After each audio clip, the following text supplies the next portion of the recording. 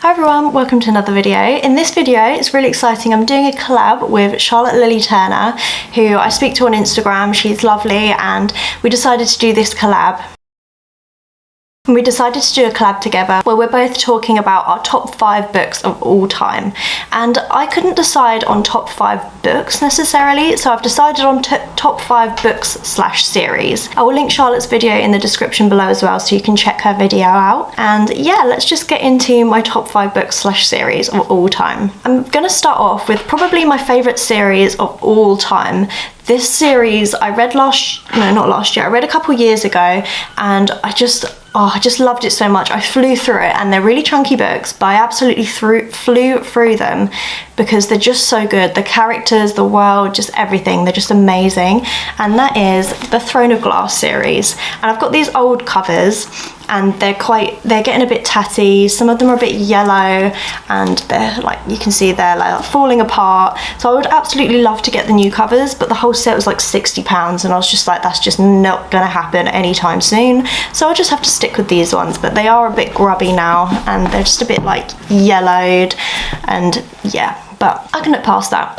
And I do want to reread this series at some point soon, and maybe annotate them and stuff as well, because I just love them so much, and I want to like just tab all my favourite parts. Yeah, I just want to experience this series again, to be honest. I have read the first book quite a few times, because when I was reading the series, at first I only read the first couple books, and then a few years later I wanted to reread the whole series, like actually read the whole series, so I had to reread the first couple books to be able to get through them.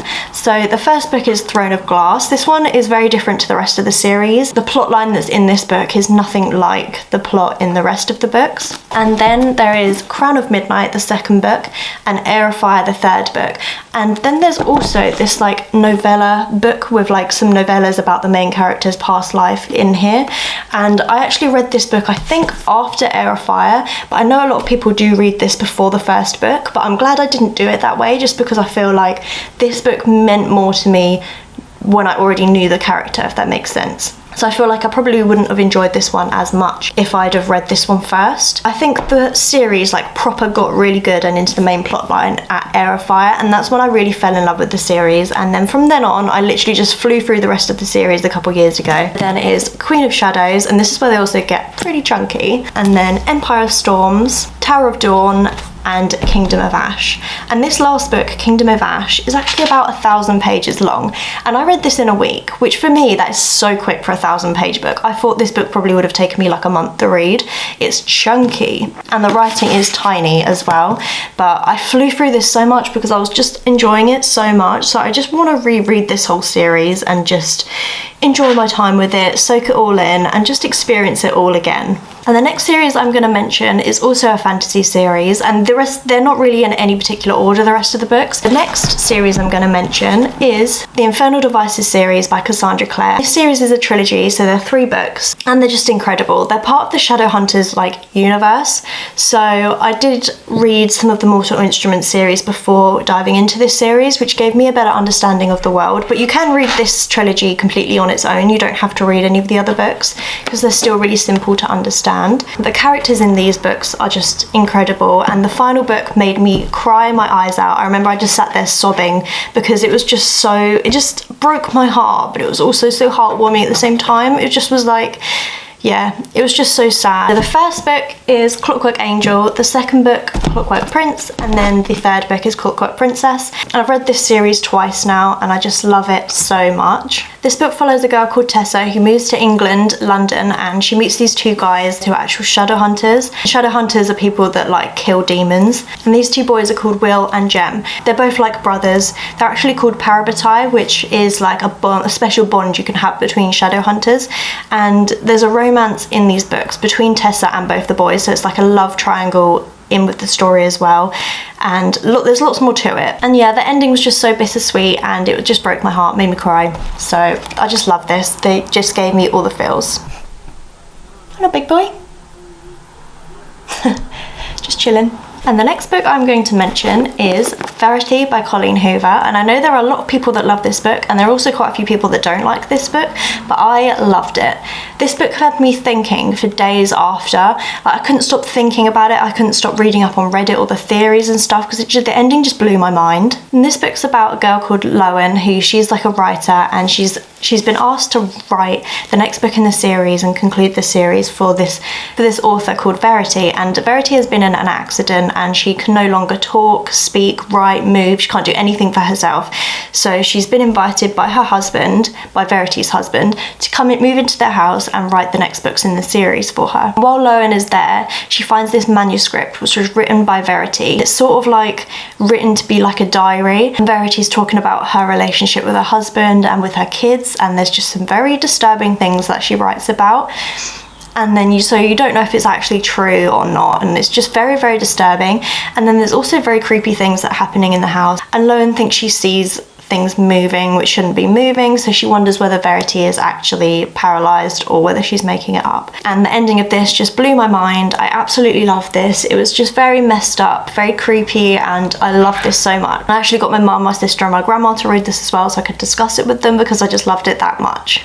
Another one of my favourite series ever is the Harry Potter series, and this is just very cliche, I know, but I just love this so much. It just has a special place in my heart. It's just so magical. I love all the characters. It's just incredible. I just love it so much, and I think everyone here knows what this is about, so I'm not going to go into detail about what this series is about. But I read these books years ago when I was younger. I didn't read them when I was super young like most people did. I was a bit late to the Harry Potter world, but when I did finally read them, I absolutely loved them. I love the films. And at the moment I'm actually in the process of listening to all the audiobooks. So I'm actually on Goblet of Fire at the moment. I just started that a couple of days ago, and then I'm rewatching the films as I go. So I'm like listening to an audiobook and then watching the film for that audiobook and so on. And I'm just enjoying my time so much, and I forgot that there were so many things in the books which weren't included in the films. There was just so much more to them.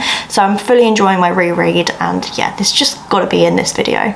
And the final books I'm going to mention are also a series. So most of the things in my top 5 are actually series, but I can't pick a particular one out of each series. I just can't do that. And that is the Addicted/Calloway Sisters series by Krista and Becca Ritchie. And these books are actually 2 series. So there's the Addicted series and the Calloway Sisters series, and they actually intertwine. So there's like an order you're supposed to read them in if you're going to read both the series. You can read just one or the other, but you get the whole experience and you just get more out of it if you read them all. So I've actually not completed this series yet. I'm currently on, well, I've got 3 books left, so I've read 7 of them, and I've just absolutely loved them to pieces. The first 2 books were okay. They weren't my favourite. It took a while to get into it, so if you are going to read this series, persevere with it for a little bit. This is like a romance series, and the found family in this is incredible. Like, all the characters are just amazing. The Addicted series, these 5 books follow the 2 main characters, Lily and Lo, and they've both got addictions.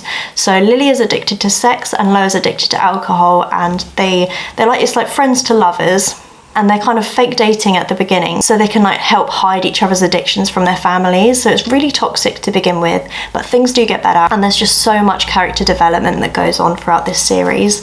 And then the Calloway Sisters series follows Lily and her sisters. So Lily's sisters, Daisy, there's 4 sisters altogether, but one of the sisters is older and isn't like a massive part of the series compared to the other sisters. So then there's Rose and Daisy. Some of the Calloway books are from Rose's point of view, and some of them are from Daisy's point of view, and it's going through their romances as well and their stories. And these people are very rich and famous as well, so there's also parts of it which are kind of like a reality TV show, which is so interesting. And I just love all the drama in these books and the relationships between them, the characters and everything. They're just, yeah, I just love them so much, and so many people feel the same way about this series. They're just incredible. Just the character growth and development and the relationships between each of them is just so nice to read about, and there's just so much going on in these books, and I just love them so much. That's all I can really say about it. So that is my top 5 book/series of all time.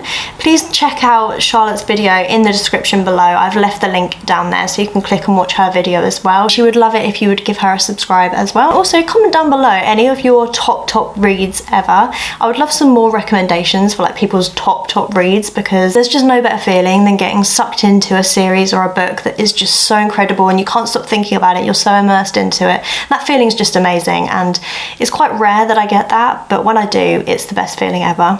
So that's all for the video. Please give the video a like and subscribe if you want to see more from me, and hopefully I'll see you in my next video. Bye!